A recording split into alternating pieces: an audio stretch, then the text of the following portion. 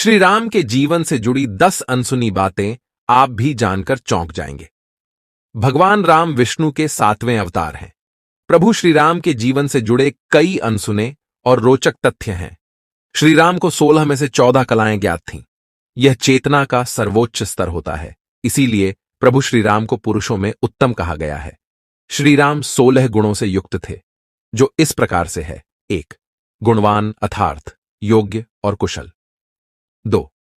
किसी की निंदा न करने वाला, प्रशंसक, सकारात्मक। 3. धर्मज्ञ, धर्म का ज्ञान रखने वाला। 4. कृतज्ञ, आभारी या आभार जताने वाला, विनम्रता। 5. सत्य अर्थात सत्य बोलने वाला और सच्चा। 6.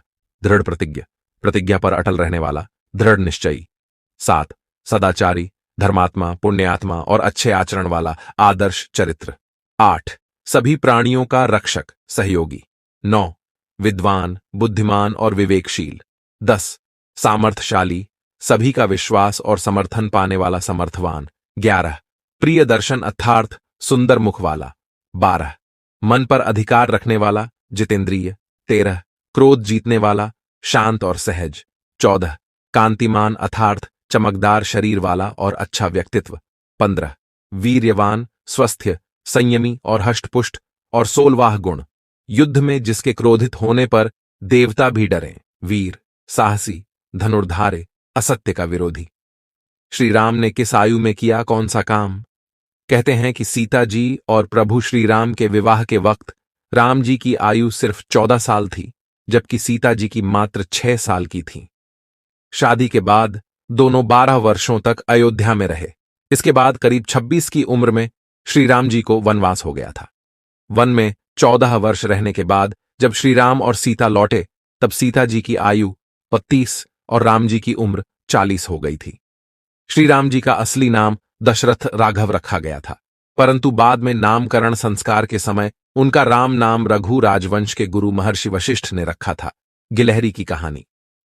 राम सेतु बनाते वक्त गिलहरी भी छोटे छोटे कंकर पत्थर उठाकर बड़े पत्थरों के बीच में फेंक रही थी। ये देखकर वानर सेना ने उनका मजाक उड़ाया और उन्हें अपने रास्ते से हट जाने के लिए कहा। एक वानर ने तो एक गिलहरी की पूंछ पकड़कर उसे हवा में उछाल दिया, जो सीधे श्रीराम जी की हाथों की हथेलियों में जा गिरी। श्रीराम ने उसे नीचे गिरने से बचा लिया था। फिर उन्होंने वानरों को समझाया कि तुम जो बड़े पत्थर समुद्र में जमा रहे हो, वे सभी पत्थर तभी मजबूत रहेंगे जब इन गिलहरियों के द्वारा फेंके जा रहे छोटे कंकर पत्थर उसके बीच जमे रहेंगे। इसलिए किसी के भी काम को छोटा न समझो। इसके बाद श्री राम बड़े प्रेम से गिलहरी पर अपनी अंगुलियां फेरकर उसे आशीर्वाद देते हैं। गिलहरी पर जो 3 धारियां हैं, वह श्री राम के आशीर्वाद के कारण है, क्योंकि उसने राम सेतु निर्माण में सहयोग किया था। भगवान श्री राम के जीजाजी। भगवान श्री राम के जीजाजी का नाम ऋषि सरंगी था, जो शांता के पति थे, यानी श्री राम की बहन का नाम शांता था। वे बड़े विद्वान और यज्ञ करता थे। गुरु वशिष्ठ के कहने पर राजा दशरथ से उनसे पुत्रेष्टि यज्ञ करवाया था, जिसके कारण ही दशरथ जी को 4 पुत्रों की प्राप्ति हुई थी। पहला कोदंड। बहुत कम लोगों को मालूम होगा कि भगवान राम के धनुष का नाम कोदंड था, इसीलिए प्रभु श्री राम को कोदंड कहा जाता था। कोदंड का अर्थ होता है बांस से निर्मित। कोदंड एक चमत्कारिक धनुष था, जिसे हर कोई धारण नहीं कर सकता था। कोदंड एक ऐसा धनुष था जिसका छोड़ा गया बाण लक्ष्य को भेद कर ही वापस आता था। एक बार की बात है कि देवराज इंद्र के पुत्र जयंत ने श्री राम जी की शक्ति को चुनौती देने के उद्देश्य से अहंकारवश कौवे का रूप धारण किया और सीता जी को पैर में छोंच मारकर लहू बहाकर भागने लगा। तुलसीदास जी लिखते हैं कि जैसे मंदबुद्धि चींटी समुद्र की थाह पाना चाहती हो, उसी प्रकार से उसका अहंकार बढ़ गया था और इस अहंकार के कारण वह मूढ़ मंदबुद्धि जयंत कौवे के रूप में सीता जी के चरणों में चोंच मारकर भाग गया। जब रक्त बह चला तो रघुनाथ जी ने जाना और धनुष पर तीर चढ़ाकर संधान किया। अब तो जयंत जान बचाने के लिए भागने लगा। वह अपना असली रूप धरकर पिता इंद्र के पास गया, पर इंद्र ने भी उसे श्रीराम का विरोधी जानकर अपने पास नहीं रखा।